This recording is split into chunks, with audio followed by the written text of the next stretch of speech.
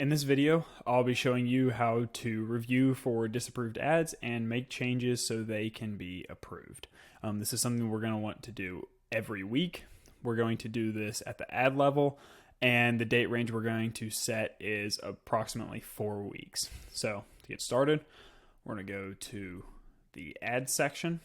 From here, we're going to set it back for about 4 weeks. Give or take, this isn't super important for this adjustment. Making sure that every one of these is set to enabled.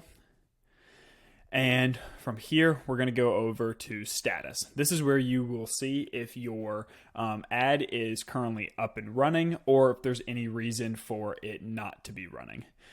So as you can see here, all of these are limited, but they are eligible. So they are all approved, but there is something that is preventing them from being showed to the most amount of people. So from here, you can see that we have started appeals on all of these ads in order to try to get them no longer limited and just saying eligible.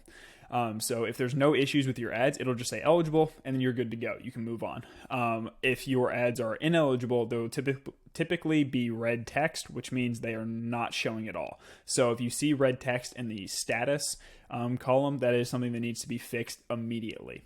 When you hover your mouse over it, you can typically see what the problem with your ad is. So as you can see here, we can click this drop down menu and we can see that the destination contains Botox. So that means the website has the word Botox on it, and that's the issue that Google has with our ad. So ways we can fix this are we can change the landing page so it goes to a page that doesn't have the word Botox on it, or we can ask whoever is in charge of web design, whether that be our team or the customer's team, in order to get Botox removed from their landing page, maybe change it to a similar word that Google won't flag.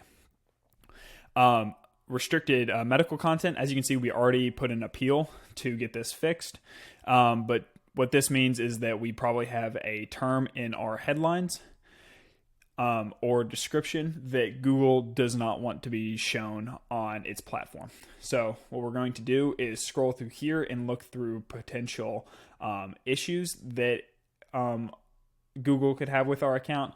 And so what we see here, this is a medical term, Morpheus 8, so that could be something that they have a problem with.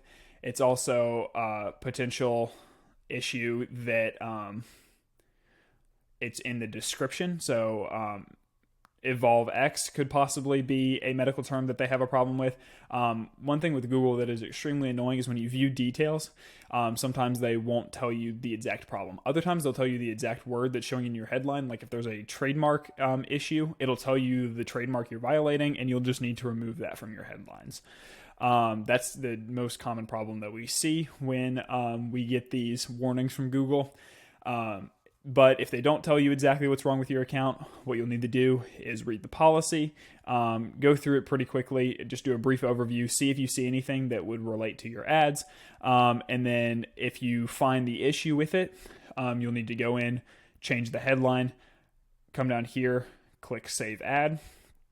And once you've saved the ad, you can, if it says pending, that means they're automatically rechecking to see if your ad is now good and doesn't need to be limited or restricted.